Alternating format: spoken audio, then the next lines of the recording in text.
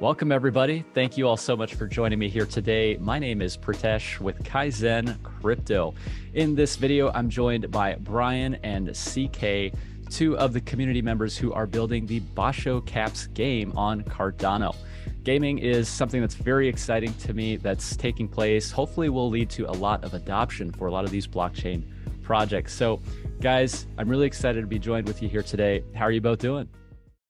Doing great. Thanks for having us. Yeah, not too bad. Not too bad. Good to see you again. Like I said earlier, from Wyoming to Vegas. It's good to see you virtually now again. So yeah, great to be here. Awesome. Yeah, thank you guys. I think that the projects that you guys are working on, Brian, you actually had talked to me a little bit about this idea, that you had, but now seeing it come to life and the progress that you guys have been making is really cool. So I'm excited to chat with you about that. Before we do get into it, though, if you guys wanted to go ahead and give us a brief introduction, maybe tell us a little bit about yourselves. Sure. I guess, CK, I'll start. My name is Brian. I've been in Cardano for, I think well over 4 years now, almost. So it's been a long, awesome journey. I started off just as a fan, dove in deeper, and then by chance and luck, just from the Telegram groups, was able to start the Stake and Eggs stake pool. And through that venture, from the incentivized testnet being a delegator to the Haskell testnet having the pool, really just kind of diving in, more importantly, meeting some of the great people and great minds in the Cardano ecosystem. And through some of those ventures, was lucky enough to go out to the Cardano Summit in Wyoming at the University of Wyoming, again for CNFT in Las Vegas. And then through that, I'll let CK kind of enter here in a minute, but got into the CNFT space, the Cardano NFT space. I remember minting my first few space buds, quite an amazing experience. Wow. Yeah, it was. I remember thinking to myself, I should probably just stop at 3. That's something I kicked myself on today, looking back. I think we all do, but been here since the beginning, and I guess the blossoming, emerging Cardano NFT scene. And through that, I guess I'll kind of let CK, my former college roommate, talk from here. Yeah, so Brian and I have known each other for going on 17 years at this point. Wow. We were college roommates and always stayed in touch from wherever we were in the world, really, at this point. So my first introduction to Cardano was actually Brian, us sitting down and him explaining how it worked. I left from thinking, this is interesting. Let me figure out more. And I remember setting up a Yoroi wallet right away. And actually my first mint, he didn't tell me about Space Buds, but was I minted C-bits on the Google Docs spreadsheets. Oh, yep. Yeah, the Google Docs days. That was an experience. We had a group chat and I was like, I'm never doing this again. This is an absolute nightmare. Just hoping something showed up. And then I kind of got the bug. I liked kind of joining Discords, Telegrams, figuring out what was next, what was coming. And from there, we kind of had a conversation that, hey, listen, like, we're in this space, let's do something different, something cool. And that's kind of where Bashocaps came from. That's kind of our origination story, more or less. And we wanted to do something that no one else had done. And we wanted to do something that was kind of nostalgic, what we more or less went for. We wanted to incorporate that arcade feel that we grew up playing, and something that we played on the playground. Milk Caps was something that we played. You threw the slammers, you played with your friends, you played for keeps, you played for whatever you really wanted to. And it was something that we kind of wanted to incorporate into the NFTs, because so many NFTs just sit in your pool without PM, in your wallet. And your only real place you can interact with them is either through staking or now we're getting into the gaming, but for a long time, the only place you could see them was pool.pm. And we thought, wouldn't it be cool to play with them? And that's kind of where Bashos came from. Okay. Yeah, I mean, just to kind of tack on to that, when CK came in and the emerging Cardano NFT space, we were seeing all these great projects and just being such fans of them, kind of just had these chats, and it grew and grew, kind of saying, where are some of the directions this could go in, what could be some cool use cases for it. And that game kind of, I believe it was CK that said it, like that game kind of came to mind. And it seems like a simple enough game, but at the same time very fun. And not trying to change the world or anything like the larger ambitions of Cardano, but at the same time give it a solid use case. Grab an NFT and be able to hop on whatever platform it is, whether it's on a web page or a mobile app, and just kind of have some fun and be able to view your NFTs, so they have value to you and then they have value in general. And then kind of build from there. And like CK said, kind of keep the ethos of that arcade nostalgia feel while trying to lace it in with as much Cardano and Cardano community experience that we can. I really like that. I feel like in terms of building a game, that's something that a lot of people overlook, is that it first has to be enjoyable. It first has to be fun to play. And then what you guys have done is, with the concept, made it almost like this new style of an old style game, which is really cool. And then you've also incorporated the blockchain elements. As far as some of the obstacles that you guys maybe have faced along the way, building in this ecosystem, of course, as we've seen recently, especially, not the easiest thing to do, but yet you guys are still here, passionate as ever, just continuing to build. What are some of the things that you guys have encountered as far as the progress that you've been making, and maybe some challenges that you've had to overcome? Yeah, so the biggest challenge was finding partners and developers that could build in the current space with everything that was changing. There were so many moving parts. And then from there, it was really legal. We had to get it. That was the biggest hurdle of 2022, was legal, of us getting everything ironed out. I never knew how long it would take to get a lawyer to sign off on certain things. I mean, I live with one, and it blows me away. And yeah, just to kind of add on to that, I mean, there have been some challenges, but I think, again, one of the ethos of the game, not just being the nostalgia and arcade factor, was that we really wanted to do it, the quote unquote right way. Do it, try to give as much value to the Cardano ecosystem as we can. And part of that was, thankfully, if you can survive the bull, you can survive the bear. And, I had done well enough with eggs, and things were good, that when we started this, we wanted to set aside funds where no matter what happened, we wanted to pay and build out, on our own dime, and build that game out. And because we did notice, and there have been some very successful projects that have followed through, and that is fantastic. But we wanted to make sure, anyone that would possibly buy our project and want to buy into it would know that we paid that up front. We wanted to make sure there was no expectation on their end in terms of promises and what we can build. We wanted to make sure, we had plans to expand, but here is a full product. Here is something that is delivered there for you. And, knowing that and saying all that, it's been, well over almost a year and a half now. And we knew this would not be a month process. It's not something you really push out immediately, because we kind of saw what we wanted to build, and we wanted to make sure it was built before, hitting the market. The challenge maybe being, they always say no such thing as timing the market. I don't think FTX has done anybody any favors in the space, but I mean, that's more of a recent challenge. But at this point, when you've been in it for so long, it's just another Tuesday, I guess, in crypto.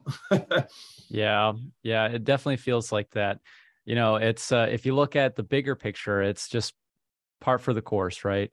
But no, it's interesting, just to think about all the different things you have to consider.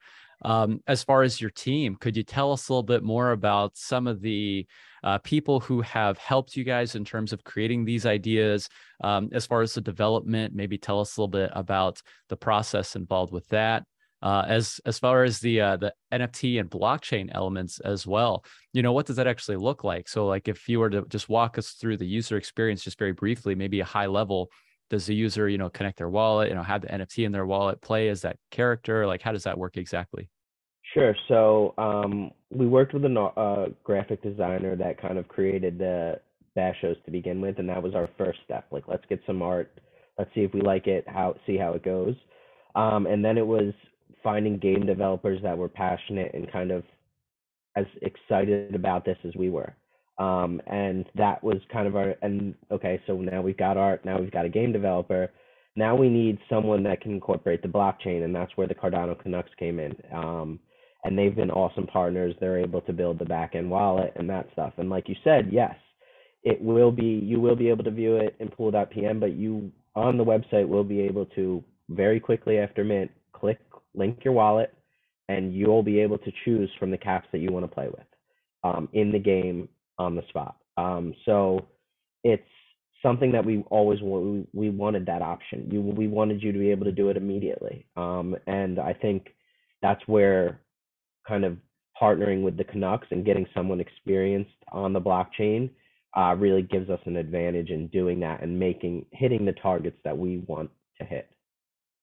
And I guess one more thing as well, just to kind of really bring it back to the very, very beginning when it was still, still just an idea. It seems like forever ago. I remember after CK and I kind of had the initial thought, I was saying, and kind of to really show how much of a Cardano-centric project this is, and we wanted to lace it into the Cardano blockchain and make that a central component. And some of the names that kind of came to the table, I told Ziggy, all right, well, let's schedule a call, see if I can get some certain people from the community just to see if they, what penny for your thoughts type of scenario. And, I'm sure we've met these people personally, Pritesh, and some of the names, pretty huge names, I would say, Adam Westberg and Adam Dean and Jesse from Bounty Stake Pool. And this is, again, just when it was an idea. And, when I think, is this a good Cardano idea? Those are some names that I think that are probably some of the biggest names in terms of, is this feasible? And they gave some very valuable insight. And, first saying, we think it's a really cool idea. And just some insight in general at the very, very beginning of this voyage. And just did want to give them a quick shout out because that was a very, very important, little meeting of the minds, so to speak, that kind of started this now long journey along the way. Andrew Westberg and Adam Dean, two huge minds in the space. I remember meeting with them and being like, is this possible? Like, can we do this? Mm-hmm. And that was kind of the first, okay, we actually can. So let's go from there. So there's little sprinkles of Cardano throughout the history of this entire thing. It's really like interwoven through this entire project. So, and I didn't want to do the injustice of not even mentioning them. So, just so many great Cardano minds and people along the way of this whole project is kind of one of the things that makes it so special to me and ZK and hopefully to our community as well. I love that. That's fantastic. It makes a big difference when you're passionate about what you're doing. It definitely does feel like that with this project. So I love to see that.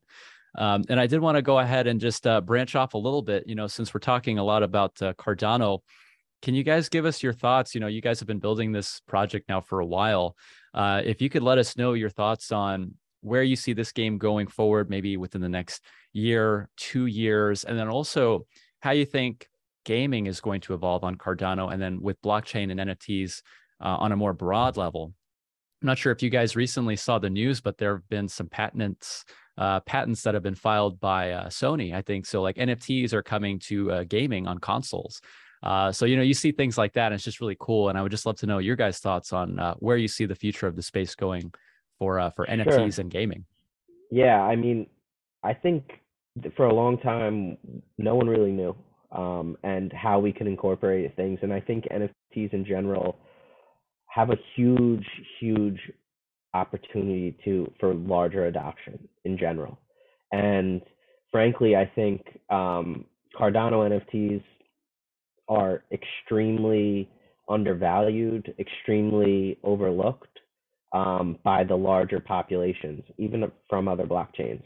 So I truly do believe that I think gaming could be huge as a general, just for the everyday person. I mean, frankly, if I could play, where we see Bashos potentially going is I could play Brian with my NFTs from my mobile device head to head, and he could be in California and I could be in New York, and it's like any other mobile game. But I'm playing with it with something that I actually own, as opposed to playing Candy Crush or one of those games. Like realistically, you could see NFTs being incorporated in that way. And I think that is something that is exciting and something that we don't really there. I don't see a limit for it. Like you said, Sony is Sony. I mean, that's all you really need to say. PlayStation 5, video games, like wow, they're adopting NFTs. This is a big deal. Yeah, I mean, for the larger future of NFTs in general, Pritesh, we saw in Las Vegas, some of the games that some of these projects were coming out with were, really mind blowing. I was very impressed with some of the things I saw. I don't want to name drop too many and pick favorites, but I think, for the people that were there were some clear projects that really stood out as, wow. And again, that's not maybe necessarily exactly what we're going to do, because we're not going to try and have the nostalgia feel. We definitely want to kind of stick to more, not primitive graphics, but, a simple but fun game compared to maybe some of the more, much more like 3D or meta immersive ones. But that being said, that simple game, some of our immediate plans, I think, are, obviously having on mobile. And whether that means to play for keeps, as well as, just playing for, as the game stands now, we'll go into in a minute, for win tokens. That's something we plan on expanding on. And, some immediate goals of ours are probably planning to add some sort of a armory or maybe a character armor upgrade for some of the players, as well as adding additional playable characters that are actually throwing the B caps themselves and upgrading your B blades. Those are things that we want to personally keep building on. But again, worth noting that, if we were to stop developing tomorrow, which we won't, by the way, but if we were to stop tomorrow, we wanted to make sure that this game would still stand on its own. And that was something that was very important to us from the beginning. It's the reason we waited this long before launching, is that after all this time, we finally felt comfortable enough with the product that we can say, okay, we need to put our stamp on this. And, we plan on to keep building. We want to keep growing with our community as it grows. But that was very important for us to be able to stand on its own, as is. I think that is what makes the future much more bright to the community. So that's what we're going with. Okay, nice.